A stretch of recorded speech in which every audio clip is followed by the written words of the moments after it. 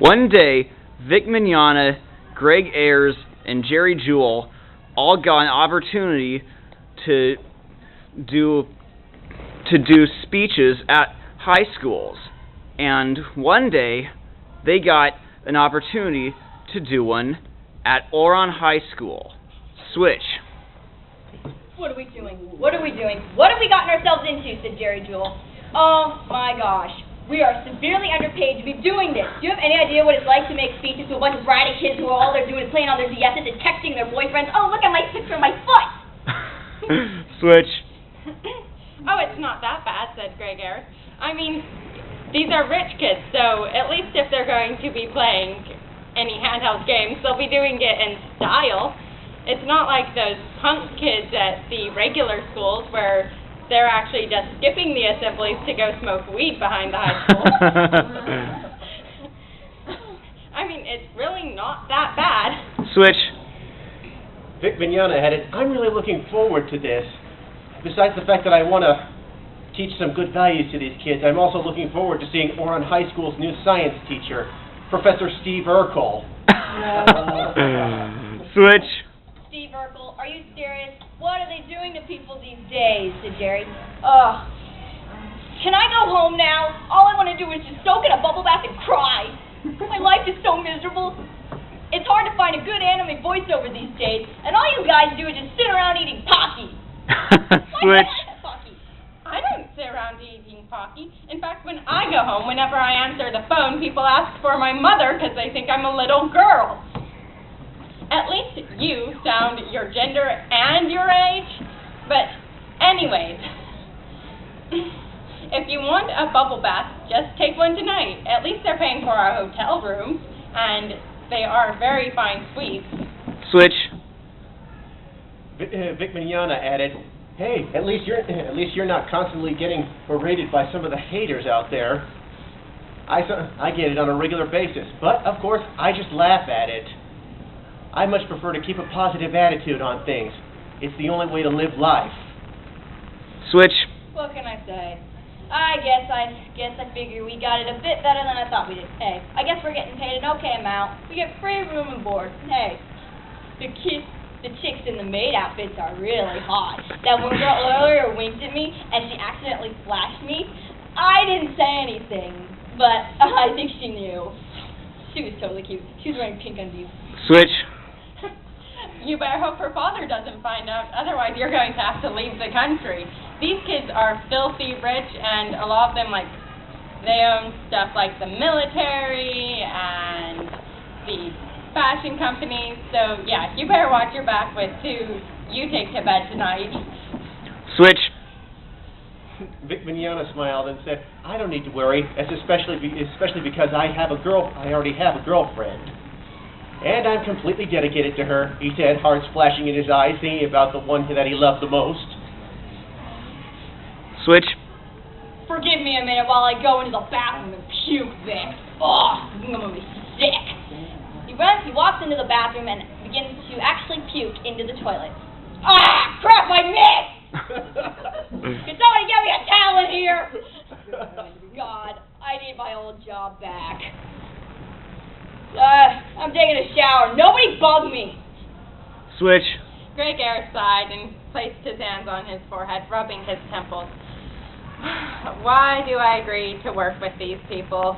I mean, it was so much easier way back when I was just a regular person acting in the actual theater, not sitting in booths or making speeches. I mean, I didn't have to put up with all this drama between my co-workers. Switch. "Hey, Greg," Vic Mignogna said, "at least you're not the one who has trouble with people asking you to say Colonel Mustang looks dead sexy in a miniskirt." You wouldn't. I mean, that joke is so old, it's absolutely ridiculous. Switch. Hey, I'm in friends with Travis Willingham, you know? He shouts through the door. Don't make fun of him. He did a great job with the voiceover. Thought you were in the shower. I need my job back. And he continued to start doing voices from his old job, reminiscing on the old days. I miss the old days. He grabbed his loofah and began to cry against it. Switch. Greg Ayres, totally bored and having nothing to do since the assembly won't be for another 2 hours, decided to poke around the school, where he actually walked into the room of the host club, discovering the boredom that rich people get up to when they have way too much time, way too much money, and not enough to do with themselves, including Tamaki, who had a voice remarkably similar to Vic Mignogna. Switch. It was at that moment that a large explosion blasted open one of the walls, and a fellow came flying through. That fellow was Professor Steve Urkel, who immediately looked around, cleaned himself off, and said, "Did I do that?" Switch. Suddenly, Jewell comes running in, half naked, with the towel dripping wet around his waist. What just happened? You trying to kill me? I almost had a heart attack. Why is there a giant hole in the wall? He shakes his head, looks around, and says, "I need a vacation," and then walks quickly out of the room to make sure that nobody else sees him. Switch. But the damage was already done. Greg Ayres covered his eyes as he watched all the girls who were in the host club move to follow Jewell.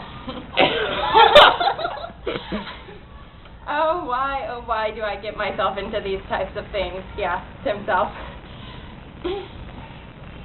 I mean, I've got one person who just wants his job back, and another person who just is upset with all the fans he gets when he has way more fans than he needs.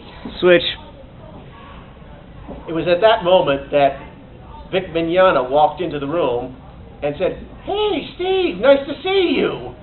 At which point, Tamaki laid his eyes for the first time on Vic Mignogna and said, "You know, you have a voice that's remarkably similar to mine." Vic Mignogna said, "Feelings mutual." Switch. Give it a good ending. Jewell continues to run down the hallway with hundreds of girls gawking and screaming at him, following, "Give me your autograph! We love you! Marry me!" Crying, waiting for his loofah again, he continues to run down the hall wishing, "Why? Oh well, at least they got my present." Just then, back in the room, they look and find the box. What is it? There's a ticking noise inside it. What's in it? They open it up. It's a radio. Wait a minute. This is a walkie-talkie. Where is the ticking noise coming from? One of the students goes, "I found the source of the ticking. It's a pipe bomb!" Boom! It goes off, exploding the entire high school. Miraculously, everybody lived, because for some strange reason, it was all a dream.